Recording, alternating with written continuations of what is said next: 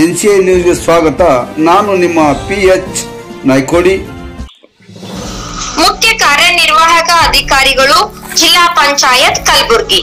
ದಿನ ಬೆಳಗಾದರೆ ಸಂವಿಧಾನದ ಬಗ್ಗೆ ಮತ್ತು ತಥಾಗತ ಮಹಾಪುರಾಣಿಕ ಗೌತಮ್ ಬುದ್ಧ, ಜಗಜ್ಯೋತಿ, ಸಮಾನತೆಯ ಹರಿಕಾರ ಬಸವಣ್ಣ ಹಾಗೂ ಲೋಕಮಾನ್ಯ ಪರಮಜ್ಯೋತಿ ಡಾಕ್ಟರ್ BR ಅಂಬೇಡ್ಕರ್ ಅವರ ತತ್ವ ಸಿದ್ಧಾಂತಗಳ ಬಗ್ಗೆ ಮಾತನಾಡುವ ಸನ್ಮಾನ್ಯ ಶ್ರೀ ಪ್ರಿಯಾಂಕಾ ಖರ್ಗೆಜಿಯವರು ಕರ್ನಾಟಕ ಗ್ರಾಮೀಣಾಭಿವೃದ್ಧಿ ಪಂಚಾಯತ್ ರಾಜ್ ಕರ್ನಾಟಕ ಸರ್ಕಾರದ ವತಿಯಿಂದ ಶಾಲಾ ಕಾಲೇಜು ವಿದ್ಯಾರ್ಥಿಗಳಿಗೆ ಹಾಗೂ ಯುವಕರಿಗೆ ದಾರಿ ತಪ್ಪುತ್ತಿರುವ ಸಮಾಜಕ್ಕೆ ಸರಿದಾರಿಗೆ ತರಬೇಕೆಂಬ ಸದುದ್ದೇಶದಿಂದ ಸಂವಿಧಾನ ಜಾಗೃತಿ ಜಾಥಾ ಕಾರ್ಯಕ್ರಮವನ್ನು ಹಮ್ಮಿಕೊಂಡು ಯಶಸ್ವಿಯಾಗಿ ನಡೆಯಲು ಮೇಲುಸ್ತುವಾರಿ ಸಮಿತಿಗಳನ್ನ ರಚನೆ ಮಾಡಿ ಆಯಾ ಜಿಲ್ಲಾಧಿಕಾರಿಗಳು, ಮುಖ್ಯ ಕಾರ್ಯನಿರ್ವಾಹಕ ಅಧಿಕಾರಿಗಳು, ಜಿಲ್ಲಾ ಸಮಾಜ ಕಲ್ಯಾಣ ಅಧಿಕಾರಿಗಳು, ತಾಲೂಕಾ ಮಟ್ಟದಲ್ಲಿಯೂ ನೋಡಲ್ ಅಧಿಕಾರಿಗಳು ನೇಮಕ ಮಾಡಿ ಪದೇ ಪದೇ ಸಭೆಗಳನ್ನ ಮಾಡಿದರು.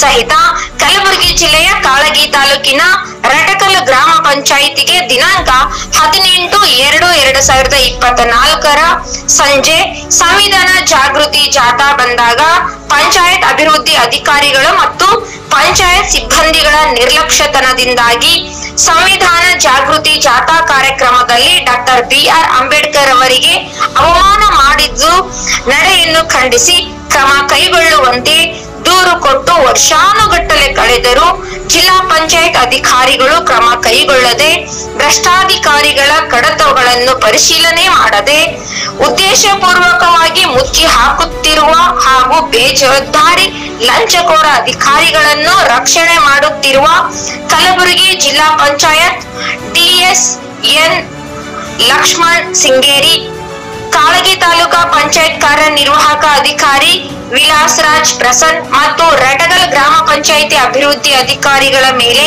ಇಲಾಖೆ ತನಿಖೆ ಮಾಡಿ ಸೂಕ್ತ ಕ್ರಮ ಜರುಗಿಸುವಂತೆ ಒತ್ತಾಯಿಸಿ ಸಲ್ಲಿಸುತ್ತಿರುವ ಹಕ್ಕೊತ್ತಾಯ ಪತ್ರ ದಿನಾಂಕ 27/3/2025 ಮುಂಜಾನೆ 12 ಗಂಟೆಗೆ ಜಗತ್ ಸರ್ಕಲ್ ಲೋಕಮಾನ್ಯ ಸಂವಿಧಾನ ಶಿಲ್ಪಿ ಡಾಕ್ಟರ್ BR ಅಂಬೇಡ್ಕರ್ ಅವರ ಮೂರ್ತಿಯ ಆವರಣದಲ್ಲಿ ಸೇರಿದ ನೂರಾರು ಕಾರ್ಯಕರ್ತರು ಪಾದಯಾತ್ರೆಯ ಮೂಲಕ ಕಲಬುರಗಿ ಜಿಲ್ಲಾ ಪಂಚಾಯತ್ ವರೆಗೆ ಬಂದು ಈ ಕೆಳಕಂಡ ಬೇಡಿಕೆಗಳನ್ನು ಕೂಡಲೇ ಈಡೇರಿಸುವಂತೆ ಒತ್ತಾಯಿಸಿ ಸಲ್ಲಿಸುತ್ತಿರುವ ಹಕ್ಕೊತ್ತಾಯಗಳ ಪತ್ರ.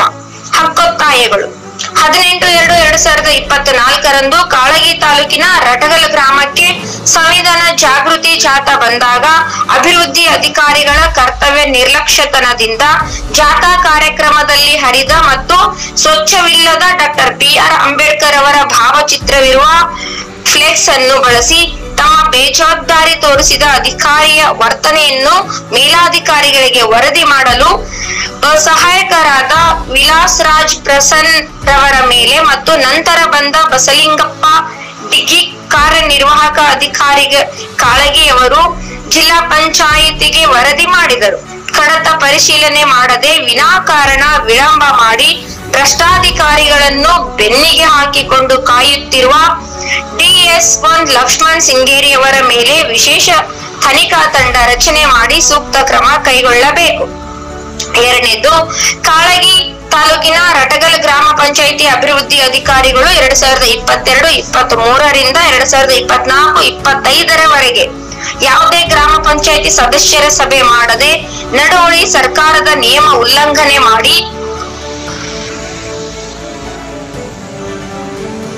6,75,44,387 ರೂಪಾಯಿಗಳು ಖರ್ಚು ತೋರಿಸಿದ ಹಣವನ್ನು ಪುನಃ ಸರ್ಕಾರಕ್ಕೆ ಭರಿಸುವವರೆಗೂ ಅಮಾನತ್ತು ಆದೇಶ ಹಿಂಪಡೆಯಬಾರದು.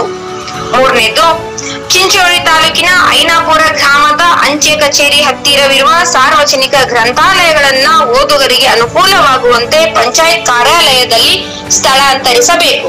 4, ಚಿಂಚೋಳಿ ತಾಲೂಕಿನ ಗಾರಂಪಳ್ಳಿ ಸೇತುವೆ ಮೇಲ್ದರ್ಜೆಗೇರಿಸಬೇಕು. 5, ಚಿಂಚೋಳಿ ತಾಲೂಕಿನ ಗಾರಂಪಳ್ಳಿ ಪಂಚಾಯತ್ ಕೇಂದ್ರ ಸ್ಥಾನದಲ್ಲಿ ಪ್ರೌಢಶಾಲೆ ಪ್ರಾರಂಭ ಮಾಡಬೇಕು. ಪ್ರತಿಗಳು: 11/11/2024 ಕಾಳಗಿ ತಾಲೂಕಾ ಪಂಚಾಯತ್ ಕಾರ್ಯನಿರ್ವಾಹಕ ಅಧಿಕಾರಿಗಳು ಜಿಲ್ಲಾ ಪಂಚಾಯತ್ ಕಚೇರಿಗೆ ಕಳುಹಿಸಿದ ಪತ್ರ.